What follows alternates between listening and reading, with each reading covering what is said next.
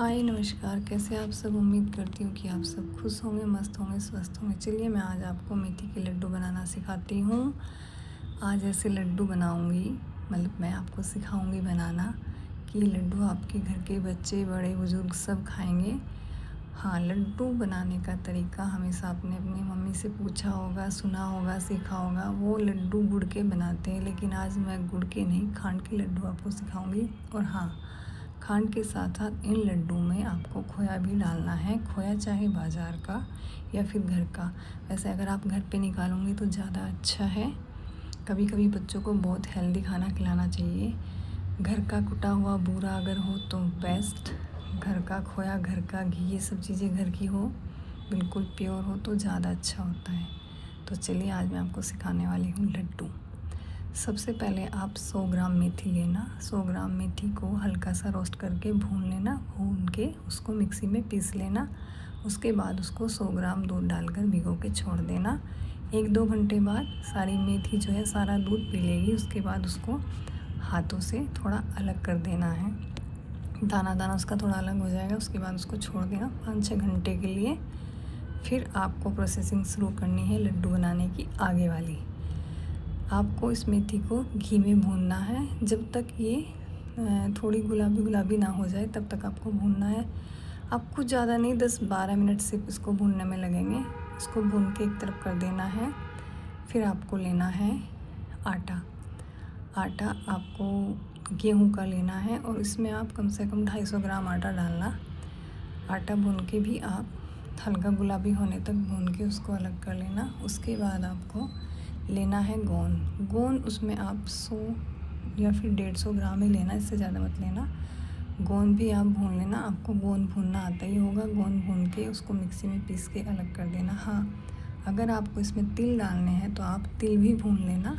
तिल भी 50-100 ग्राम ही डाल लेना। उनको भून के हल्का पीसना, बहुत ज़्यादा नहीं, हल्का पीसना है।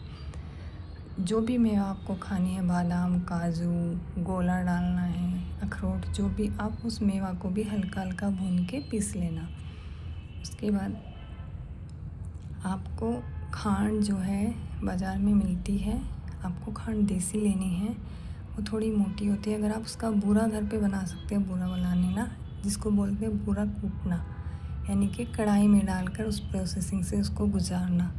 अगर ऐसा नहीं कर सकते तो आप मिक्सी में खांड को थोड़ा पीस लेना। बहुत ज़्यादा बारीक नहीं करना, मैदे जैसा नहीं करना, हल्का मोटा ही रखना है। और जो खांड होती है उससे हल्की बारीक उसको करके छान लेना।